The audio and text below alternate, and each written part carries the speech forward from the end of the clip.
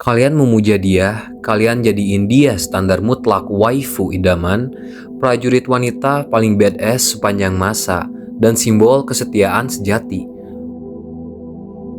Berhenti membohongi diri sendiri. Di laboratorium psikologi ini, kita nggak menelan mentah-mentah romansa murahan yang disuapin oleh studio animasi atau audiens mainstream yang terlalu naif. Kita membedah fakta klinis. Hari ini, gue akan menguliti sosok Mikasa Ackerman dan ngebuktiin pada kalian bahwa dia bukanlah pahlawan. Dia adalah produk cacat dari trauma ekstrim. Seorang pasien kompleks post-traumatic stress disorder atau CPTSD yang kehilangan identitas manusianya. Siapin nalar kalian, buang jauh-jauh delusi tentang cinta sejati yang kalian agungkan itu. Mari kita mulai dari akar kerusakannya.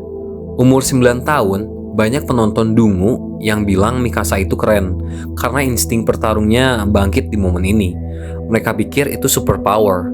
Padahal secara psikologis itu adalah momen kematian Mikasa sebagai seorang individu. Bayangin otak anak 9 tahun yang dipaksa ngelihat orang tuanya dijagal di depan mata. Sistem saraf pusatnya mengalami overload. Ini bukan sekedar kaget, ini adalah sistem crash total. Saat Eren datang membawa pisau dan meneriakkan "Tatakai", otak Mikasa terpaksa merestrukturisasi dirinya sendiri murni untuk bertahan hidup. Di detik itulah terjadi ego death atau kematian ego. Mikasa yang punya cita-cita, Mikasa yang punya opini, Mikasa yang punya kebebasan berkehendak mati di lantai kabin itu. Sebagai gantinya, otaknya menciptakan satu program pertahanan tunggal, yaitu lindungi Eren. Dia nggak pernah tumbuh dewasa secara emosional sejak hari itu. Dia menjadi parasit eksistensial. Kalau kalian anggap kehilangan kemerdekaan berpikir ini sebagai sesuatu yang romantis, jujur standar kewarasan kalian perlu dipertanyakan. Dan disinilah biasanya fans Mikasa akan tantrum dan berlindung di balik argumen genetika. Kalian teriak, dia kan klien Ackerman, wajar kalau dia terikat sama biologis sama hostnya. Mari kita hancurin kebodohan argumen ini sekarang juga. Kita bandingin Mikasa dengan dua spesimen Ackerman lainnya, Kenny dan Levi.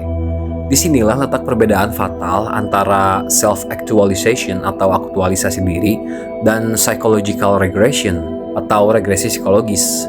Kita mulai dari Kenny Ackerman. Dia tunduk pada Uri Reis bukan karena trauma masa kecil atau ketakutan akan kesendirian. Kenny mengikuti Uri murni karena observasi filosofis. Dia punya ambisi pribadi yang egois. Dia ingin tahu apakah psikopat berdarah dingin seperti dirinya bisa melihat dunia dengan belas kasih jika dia memiliki kekuatan Tuhan. Kenny punya otonomi mutlak. Ego dan kepribadiannya tetap utuh sampai nafas terakhirnya. Dia gak pernah jadi alat yang buta. Nah, lalu kita bedah Levi Ackerman. Levi mengabdi pada Erwin Smith, tapi perhatiin baik-baik. Secara klinis, apakah Levi kehilangan identitasnya? Nol besar. Levi mengikuti Erwin karena Erwin memberikan visi yang lebih besar dari sekedar bertahan hidup sebagai preman di kota bawah tanah. Buktinya sangat empiris kok. Saat Erwin mati, apakah Levi tantrum? Apakah dia menangis meraung-raung dan kehilangan fungsi motoriknya? Enggak. Levi memproses duka itu secara rasional, mempertahankan integritas mentalnya, dan tetap fokus menuntaskan misi. Hubungan Levi dan Erwin adalah strategic symbiosis. Levi secara sadar menjadikan dirinya pedang untuk sebuah ideologi umat manusia. Kebangkitan insting Ackerman Mikasa di kabin berdarah itu sama sekali nggak sejalan sama Kenny atau Levi. Dia nggak nempel pada Eren karena sebuah filosofi atau visi masa depan. Dia nempel pada Eren murni karena severe separation anxiety atau kecemasan perpisahan ekstrim. Bagi Levi dan Kenny, kebangkitan darah Ackerman adalah sebuah pencerahan untuk mencapai tujuan mereka sendiri. Bagi Mikasa, itu adalah proses pembajakan mental atau mental hijacking. Jika insting Ackerman, Levi, dan Kenny adalah senjata yang mereka pegang dan kendalikan, insting Ackerman Mikasa adalah penyakit yang menelan kewarasannya. Levi dan Kenny meminjamkan kekuatan mereka secara sadar, sementara Mikasa menyerahkan seluruh eksistensinya karena dia nggak sanggup berdiri sendiri. Menganggap Mikasa setara dengan Levi hanya karena kesamaan marga adalah sebuah penghinaan besar terhadap ilmu psikopatologi. Hubungan Mikasa dan Eren adalah contoh paling textbook dari trauma bonding. ketergantungan ekstrim yang diromantisasi. Eren memperlakukannya seperti sampah berkali-kali, membentaknya, menyebutnya budak, memandangnya dengan tatapan benci, bahkan membiarkan Mikasa terseret dalam rencana genosida gila. Tapi Mikasa tetap kembali. Kenapa? Karena otaknya udah rusak. Dia terikat pada sumber traumanya karena rasa takut yang patologis terhadap rasa kehilangan. Dia membiarkan dirinya direndahkan karena dia nggak punya self-worth di luar eksistensi Eren. Saat Mikasa bertarung, dia nggak sedang menjadi pahlawan, dia sedang mengalami amygdala hijacking. Itu adalah kondisi di mana bagian otak rasional atau prefrontal cortex mati total, diambil oleh amygdala, pusat rasa takut dan agresi. Mode pertarungan Mikasa adalah respons fight or flight yang terjebak di gigi tertinggi secara permanen, atau hypervigilance. Dia kuat karena sistem sarafnya dipompa oleh hormon kortisol dan adrenalin dalam dosis mematikan. Kekuatannya bukanlah sebuah anugerah, itu adalah kutukan biologis. Dia adalah anjing penjaga yang dirantai oleh traumanya sendiri.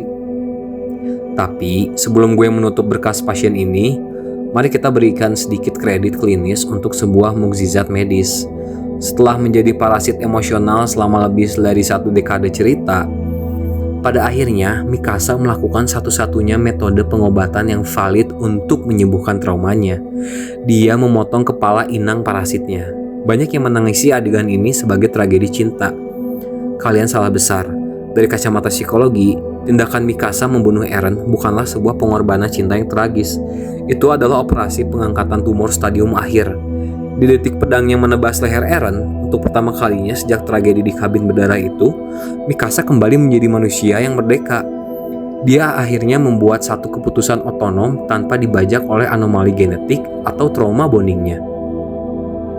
Dia memilih dunia di atas egonya.